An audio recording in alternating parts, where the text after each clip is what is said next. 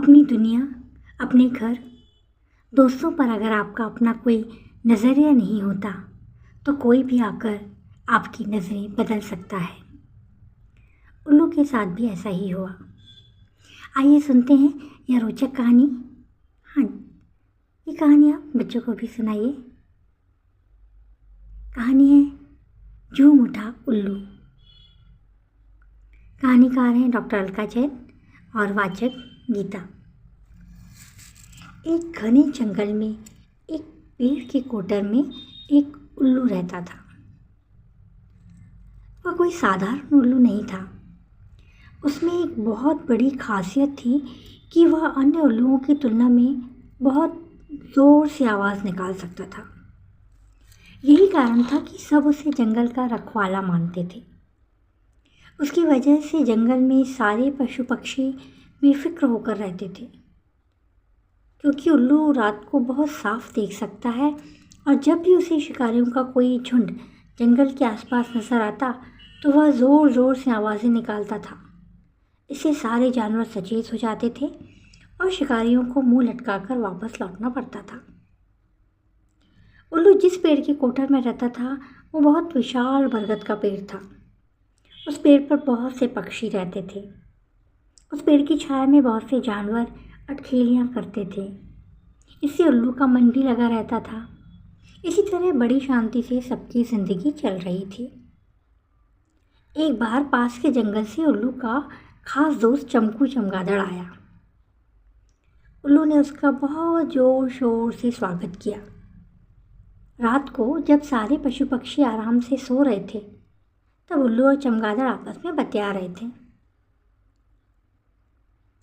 चमकू ने उल्लू से कहा, तुम तो रहे उल्लू के उल्लू ही। उल्लू ने पूछा, ऐसा क्यों कहा दोस्त?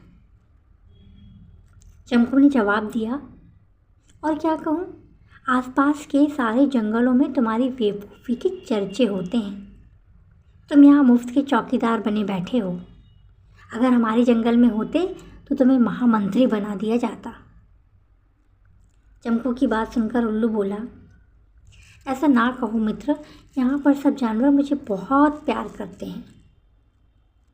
यह सुनकर चमकू ने ठहाका लगाते हुए कहा, यहाँ पर और भी उल्लू है, तुम ही क्यों चौकीदार हो?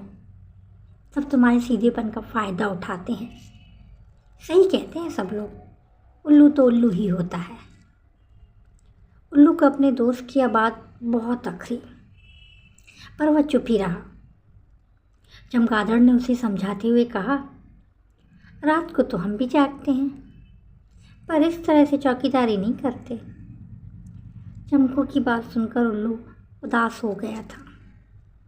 उसने सोच लिया था कि अब वह बिल्कुल चुप रहेगा। आखिर जानवरों को उसकी अहमियत का एहसास तो हो। कुछ लकड़हारे बड़ी बड़ी कुल्हाड़ियाँ लेकर जंगल में प्रवेश कर रहे थे। उल्लू तुरंत समझ गया कि वे जंगल के हरे भरे पेड़ काट कर ले जाएंगे। अब उल्लू जोर से चिल्लाने ही वाला था कि उसे चमकू की बात याद आ गई और वो चुप रहा। तभी उल्लू ने देखा कि लकड़हारे कुल्हाड़ी लेकर उसी पेड़ की ओर बढ़ रहे थे जिस पर वह बैठा था। उल्लू सोचने लगा, मैं इस पेड़ से उड़ जाता हूँ, दूसरे पेड़ की कोटर में रह लूँगा। यह सोचकर उल्लू वहाँ से उड़ने ही वाला था कि उसे बरगद की आवाज़ सुनाई दी। उल्लू भाई, तुमने इस जंगल को हमेशा बचाया है, मुझे भी बचा लो। तुम दिल के सच्चे हो, इसलिए मेरी आवाज़ सुन सकते हो। मुझे अपने जाने की परवाह नहीं है, लेकिन इस पेड़ पर रहने वाले सब पक्षी बेघर हो जाएंगे। कहकर पेड़ ज़ोर ज़ोर से रोने लगा। अब उल्लू से रहा नहीं गया। वह सोचने लगा, आखिर यह मेरा घर है, मैं इसे छोड़कर कैसे जा सकता हूँ? मुझे अपने ही नहीं, सबके घर को बचाना चाहिए। अब उल्लू अपनी परिचित आवाज़ में ज़ोर ज़ोर से चिल्लाने लगा। जंगल के सब जानवर जाग गए। सियार, भालू, शेर, लोमड़ी सब ऊंचे स्वर में चिल्लाने लगे। इतने जानवरों की आवाज़ें सुनकर लकड़हारे बुरी तरह घबरा गए। तभी उन्हें जंगली कुत्तों का एक झुंड अपनी तरफ दौड़ता हुआ दिखाई दिया। लकड़हारे सिर पर पांव रखकर भागे। पेड़ ने उल्लू को बहुत धन्यवाद दिया और कहा, तुम सही मायने में जंगल के रक्षक हो। धन्यवाद दोस्त।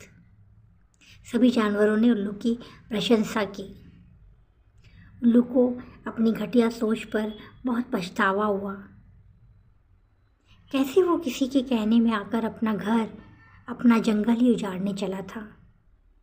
उसने भावुक होते हुए अपने घर, अपने बरगद के पेड़ की शाखाओं को देखा तो ऐसा लगा जैसे शाखाएं झूल कर उसे शुक्रिया कह रही हैं, दुलार लुटा रही हैं। यह देख उल्लू खुशी से झूम उठा।